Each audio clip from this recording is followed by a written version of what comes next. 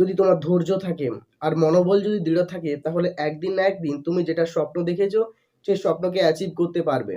আজকের দিনে স্বপ্ন দেখে তো অনেকেই, কিন্তু সেই স্বপ্নকে পূরণ করার ক্ষমতা খুব বেশি জনের থাকে না।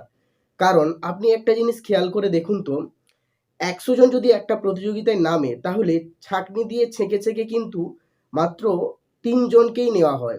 ১ম, ২য় এবং ৩য়।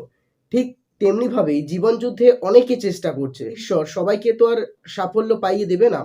সাফল্য পাইয়ে দেবে কয়েকজনকে, এবং এই সাফল্যের যাত্রাটা তিনি অনেক কঠিন করেছে, এবং এই কঠিনটাকে অতিক্রম করে যে কজন পৌঁছতে পারবে তারাই সফল হবে। তাই জীবনে সফল হতে গেলে কাউকে দেখে ইন্সপায়ার না হয়ে নিজের ভেতর থেকেই একটা মোটিভেশন বার করে নিয়ে নিজের উদ্যোগেই আপনাকে কাজ করে যেতে হবে। কারণ আপনি কাউকে দেখে যখন ইন্সপায়ার হচ্ছেন, তখন আপনার ভেতরে মোটিভেশনের উদয় হচ্ছে ঠিকই, সেই মোটিভেশনটা আপনার সাথে কিছু কালের জন্যই থাকবে। তারপর সেই হঠাৎ ওঠা মোটিভেশনটা হঠাৎ করে আপনার মধ্য থেকে হারিয়ে যাবে। তখন আপনার মধ্যে আর কাজ করার কোনো মনোযোগ থাকবে না।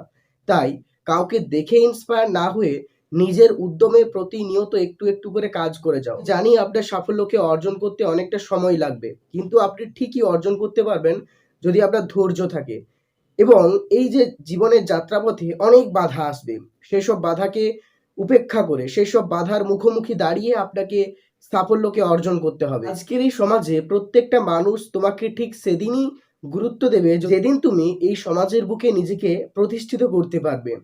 প্রতিষ্ঠিত না করতে পারলে তোমার ভেতরে হাজার জ্ঞান থাকা সত্ত্বেও কেউ তোমাকে সম্মান করবে না। তুমি যদি নিজেকে প্রতিষ্ঠিত করতে পারো, যদি তোমার কাছে অনেক টাকা পয়সা থাকে, তাহলে মানুষ যেচে তোমার সাথে পরিচয় হতে আসবে। কিন্তু যদি তুমি ব্যর্থ হও, তাহলে তারা কেউ তোমাকে গুরুত্ব দেবে না। তাই দেরি হোক, কিন্তু নিজেকে প্রতিষ্ঠিত করো। তাহলেই দেখবে এই সমাজ এবং সমাজের প্রত্যেকটা মানুষ তোমার পেছনে থাকবে, তোমার সামনে থাকবে।